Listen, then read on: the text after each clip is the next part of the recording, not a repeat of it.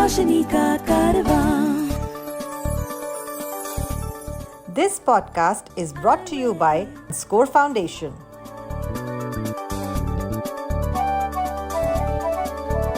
ये है रोशनी, रोशनी, रोशनी का कारवां.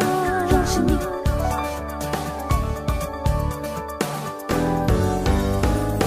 Eyeway, ये है रोशनी का कारवां. Hi, my name is George Abraham and welcome to Eyeway Conversations. My guest today is Milton Lance, who is an entrepreneur based out of Bangalore. Hi, Milton, welcome. Hello, George. How are you doing? Good, good.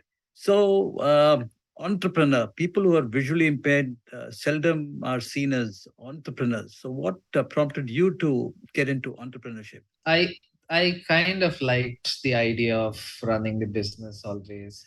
And like I had this dream of setting up a business and building it up myself. I think that's majorly what I don't know. I always had the dream. That's the main thing. Also, I studied business in my college, so yeah. So, when you dream of having a business, it's also important to know how to start it. They talk about the business plan and they talk about the capital required. So, what's your story there? Right. So right now, what we are running a music school. That was never my idea when I started. So I wanted to set up a business. I didn't know what kind of business I had to start. So I ran through a lot of plans and ideas, and I nothing actually started off as I wanted. Then I was after college, probably after 2 years of college, I joined a school as a music teacher. So where I was teaching music. Uh, then like as a music teacher teaching in a school, like you always have enough time after 3 o'clock, right? So I used to have a lot of students coming in for music lessons from me, and that number slowly increased. And then that is when I thought, okay, if I have to like I can make this as a proper business, and that's how I started. When you say you became a music teacher, did you have any kind of formal training as far as music was concerned, or it was just ear and passion? Yeah, I had formal training. So I studied drums for when I was in college, and even after college, I used to practice a lot. The 2 years, the interim period before I joined the work, and once I left college, I used to practice say 8 to 9 hours every day on the drums. So and also I had taken up some examination by some UK boards, which is like the graded exams, which I cleared. So I had those certifications as well. Yeah, I had formal training on that. Yeah. So, what was the graded schools from England? Was it the Trinity School or what was it? Yes. Yes. In around 2008, 2010, Trinity was the one in India which was very popular. So, yeah. So did my grades, all my grades, which was still grade 8. I completed from Trinity in drumming. And also, I was very interested in teaching. As like I used to watch, if I used to see YouTube videos and learn as well, because only the syllabus, if you're learning it, you don't progress as much as required. So I used to watch a lot of YouTube videos and a lot of DVDs, lessons and stuff. So I always used to very strange, but instead of imagining myself playing like the person who is explaining, I used to imagine myself as the person who is explaining the concept. So I was always very passionate about teaching things. So yeah, so that's how I think I enjoyed teaching more than So, performing itself. so you sound like a born teacher. Probably. So, which was the school that you taught in? And as a person with a visual disability, were there any challenges when you were trying to teach a class? Right. So I joined as a music instructor in Baldwin Boys High School in Bangalore, which is a pretty well-known school. Yeah. There, uh, yeah, like it was good to get a job at that point of time because I was very anxious about the career and as usual, like what will happen next, kind of anxiety. So yeah, once I got a job, yeah, definitely it was not a smooth road in itself because I was not expecting to be put in a class of 50 students of 8-year-olds and ask them to teach singing. Yeah. So because I cannot sing or play any other instruments to the level where I can actually teach. So yeah, it was a little difficult, but I brought this up with the management, and it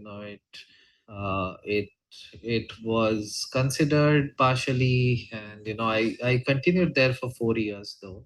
But whatever it was, difficult time, but I feel that was the stepping stone for me to progress into my own setup. It's easier said and done saying to say that you started a business. It'll be interesting to know what were your initial steps. If you could just graphically kind of maybe go through your initial phase till you got reasonable number of students coming to your music school.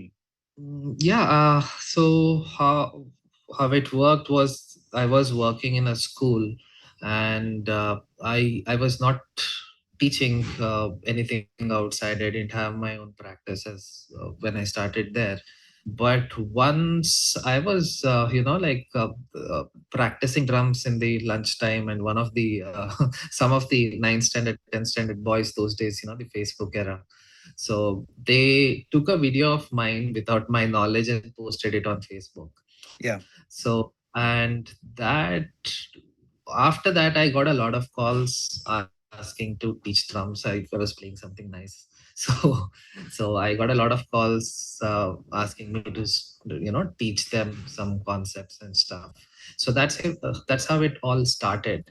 So then, I had to get an electric drum set, which my mom, got me then, and a small room, probably I think 10 by 10 room, where I started teaching one-on-one sessions. That's how it started, and me being, uh, I always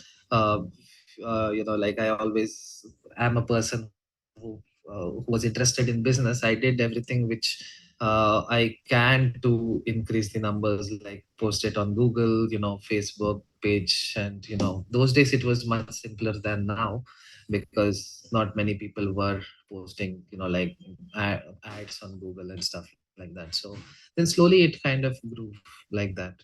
So, what is the school called? Where is it set up in Bangalore? And is it just drums that you teach at the school, or are there other areas of music that you cover? Yes. So when I started, it used to be called as the Drum School Bangalore with Milton Lance. Then slowly, when the numbers started increasing, and a lot of people started coming, the place was a little dingy. I wanted to put it on the main road. Then I discovered that the rents on the main road will not be covered if I teach only drums. Then I had a lot of friends uh, who used to play other instruments as well. So I got a space on Langford Road, Shantinagar, in Bangalore. So then we renamed the Drum School Bangalore to the Music School Bangalore, and started variety of instruments like drums, guitar, keyboard, violin, vocals, piano. We have saxophone, clarinet, flute, trumpet, all range of Western instruments, including cello and stuff like that. Uh, then in 2015-16, we started off with full-time programs. I think we were one of the very few institutes in India who started full-time programs, one of the first to do it. So that was in 2015. This was a non-credited programs without any accreditation. We just had like a full-time program running. Um, Then in 2019, we got the accreditation from UK for vocational qualification, where we are still running diploma programs at level 3, level 4, and level 5. Basically, level 3 extended diploma would be equivalent to your A levels in music. That's like your 12th standard after 10th if you do. Then we have the first year bachelor's program, which is level 4, which we call the undergraduate diploma in music production and composition. Then we also have associate degree program, which is the second year bachelor's degree, and we are also running some twinning program or credit transfer programs with universities outside, wherein after 2 years of diploma here, they can go out to Australia or other countries and get their bachelor's degree by completing their remaining term. When you evolved as a drummer, were you giving performances? Were they solo performances, or were you part of a band? Yes, I mean, like, that's a part of any musician's journey, I guess. So I have been in bands. I have also done some solo performances here and there. Uh, the but nothing worked out as much as a band, because when you're in a band, you're always depending on another 4 or 5 people to Yeah. be successful. So, and to get those 4 or 5 people's bond and everybody working in that same wavelength and working hard to so it's very difficult, and I figured that it would be too risky to do that full time. um, so I and as I told you, I was always very passionate about teaching, so this was the right thing for me to do. And right now I'm hardly teaching as well, so I'm mostly managing stuff. I teach very few students. As part of the coursework that you do in your music school, are there performances that you do for the people of Bangalore? Yes, we do some performances. We do annual shows and stuff like that. We also have a full-fledged recording studio here, uh, where we record our students' performances and post it on YouTube and stuff. You can check it out in our on our YouTube channel. We are also coming up with a label which is called TMSP Records, wherein we will be releasing the original songs composed by our students and some of the artists. So, what is your YouTube channel called if somebody wants to kind of log in? It's the Music School Bangalore. And the label is basically an acronym of the same thing. Yes. Label is TMSP Records, which currently we are releasing. The songs are finalized. It will be released in mid-December. You have an eye condition, which you said was stable, but what exactly is this eye condition? How much is it that you can actually see? Uh, it's called Stargardt's macular degeneration, Stargardt's central vision loss. So I use mostly my peripheral vision to see, and how much I can see, I'm not very sure. I don't have anything to compare. So yeah, I'm not very sure on that front, like how much I can see or how to compare. But my papers say I think it's 80% vision loss.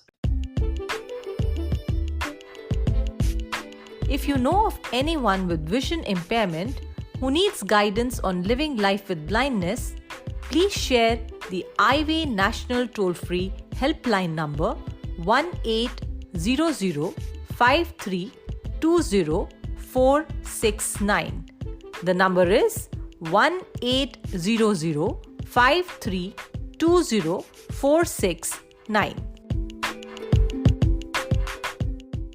How did this impact your studies? Meaning, how did you manage your schooling? Oh yeah, that was quite a story. So obviously, I mean, when we were studying, the most of the lessons were taught on the blackboard. So which I was not able to understand, but I used to just listen and like grasp things. And also the examination was a task, and writing down notes from the blackboard was an issue. As long as they dictate, I could write it down well. But I think after my high school, I could write it down, but to read what I have written was an issue.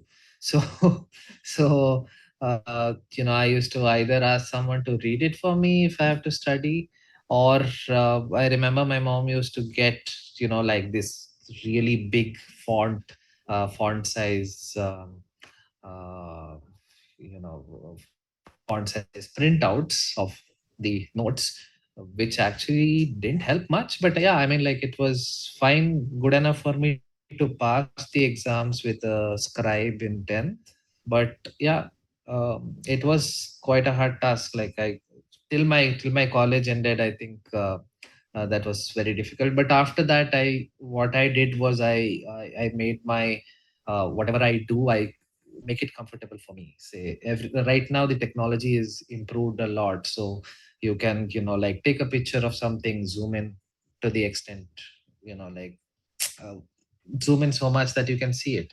So it will reduce your speed of reading, but yeah, I think it still works. So you've essentially been using magnification rather than screen reading. Yes, screen reading is something which I run away from. It gives me a headache. I mean, like, it reads things which I don't want to hear. So, especially on the PC or a Mac, it kind of reads everything, because sometimes you already know something is on the right, something is on the left. You don't want it to say that. Say, if it's a document and I want to read that document, then I use some text to speech. I just copy into that and then ask it to read for me. How old were you when you realized that there was something wrong with the eye? Uh, I think that was around when I was in my second standard, uh, when, like, things were, the education was getting a little more serious, wherein we had to, like, write down things, and we had to, read the textbook like English book. So, so that time I was like a little, it was a little difficult to read in front of the class, and, like, read in the speed which the teacher expects. So yeah, that's when I think we went to a doctor, and then they were trying to figure out what's wrong with my eyes for 1 year, if I'm not wrong. And then finally they diagnosed me with this condition. So when you realized that this was a long-term challenge, how did your parents and people around you kind of respond to you? My parents, yeah, I think I was too young to know. I'm sure they would have been very sad about it, or they were thinking, like, what to do next. Um, but yeah, I mean, like, for me, I know, I think I mostly went through the flow. I was always having that fear of, like, uh, what what will happen, what will I do next, that fear was always there in me. But I never but I always had the confidence that I would do something well. To support our work with the blind and visually impaired, you can visit the donate page on our website www.scorefoundation.org.in.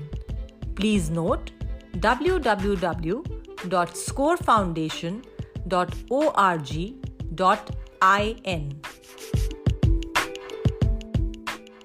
Milton, you are married. So how did you actually run into your wife and All right. So when I was in, I think, in my high school, so I used to go for martial arts. Like, we both are black belts in karate. So I met her in the karate class, in fact. So yeah, that's where we met, in the class, and then we were good friends for quite some time. I think I met her when I was in eighth standard and she was in sixth. Since then, we are like friends for 2 years, 3 years, and then yeah, that changed into it's a high school love story. Changed into a love, relationship, which carried on for a long time. Uh, and then we got married. Do you still practice your martial arts, or it's a part of history? Yeah, it's history now. I mean, like, we don't practice, both of us, but yeah, I love to work out and stuff. I still go to gym every day. I love swimming. So for doing something like karate or whatever martial art you were doing, how important is your eyesight there? Uh, it it is. I mean, like, especially when you're close to another person, like, like when you're sparring and you're close to another person, if they're really fast in what they do, if you want to judge their body language, uh, either you have to be like really fast to respond, or you should already know what he's doing, right? You should either recognize, say, if it's like, if somebody is kicking you, like, so you should either recognize he's going to kick you in advance, so that you can move out if you're slow, or if you're fast, even if you recognize at the end moment, your reflexes has to be really really fast, so that at that end moment you can block it. So I couldn't do the first thing, so I was doing the second thing. I was pretty fast in the things, yeah. So it means that the eyesight is quite critical. Yeah, at some level it's not very critical. I don't know, like, it didn't hinder me from anything. Like, it was difficult where, if some movements has to be is taught from, like, 20 feet distance or a 10 feet distance, if the teacher is telling, okay, you have to move like this, but you can always figure it out, look at the next guy who is doing it, and then do it. So that never, I don't see there was an issue for me. While sparring, maybe little bit here and there, sometimes I couldn't see, like, okay, this person came and punched me on the face and I didn't know. So, so yeah, but it's not very critical. I mean, like, you can definitely do it. It's just you need to practice. So there is always another way around, is what I feel. Like, if you cannot do it the way the other person is doing, there is another way which you can do it. So you just have to know what that other way is, and figure out what that other method to do is. So your wife, what does she do? Is she a professional, or she's a homemaker, or she's into enterprise herself? Yeah, she is. She has studied MTech in electronics and communication. So she is partially homemaker. She's also starting a. She also have started a business of her own. It's packing and reselling of coffee powder. It's called Urvi Satwa. It's on Amazon and Flipkart. They're selling. Yeah. Milton, normally when I speak to somebody, there's a section where I do ask them, what is your passions, or what you do in your free time, and there are people who are interested in music and so on. Your profession is music, so I was just wondering, do you have any other passion that you do in your free time, if you have any? Right, as I mentioned, I love water. So I do like to swim a lot. That is one of my passions. I mean, music it is, but like, I'm always in that. So I cannot call that as my hobby now. It's a profession. So, and I also like sailing. So, as sailing doesn't require license, so no, and if another boat is coming in front of you, it's huge anyway, you can see it, and it'll, you can see it from quite a big distance, you can take a turn. So me and my wife both sail. So yeah, so that is one thing I'm very passionate about, is sailing and ocean and water, swimming, anything you say with water, I'm very passionate about it. And the open waters, basically. Well, Milton, thank you very much for sparing the time. I know you are in the midst of preparing for a travel, but I appreciate the fact that you're given this time. Wish you the very best, and looking forward to catching up with you sometime. Sure. Eyeway, ये है रोशनी का कारवां. This podcast was brought to you by Score Foundation.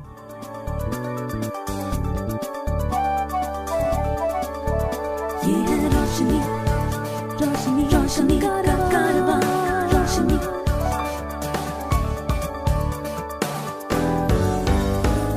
Eyeway. karwa